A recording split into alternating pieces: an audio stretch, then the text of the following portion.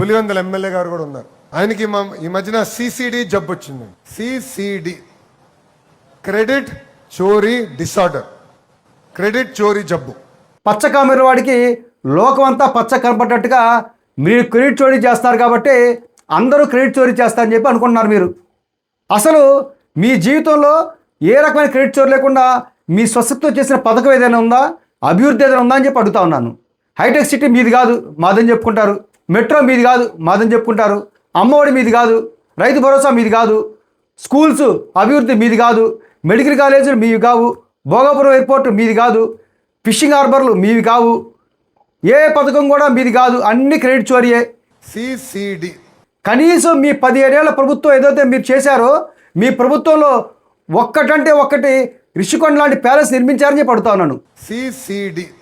ఏ రకమైన అభివృద్ధి ఉండదు, కేవలం గ్రాఫిక్స్ చూపించి ప్రజలను మోసం చేయటం ఒక్కటే మీకు తెలిసింది. చోరీ డిసార్డర్. మీరు క్రెడిట్ చోరీ గురించి ఎంత తక్కువ మాట్లాడితే అంత మంచిది లోకేష్ బాబు అని చెప్తా ఉన్నాను.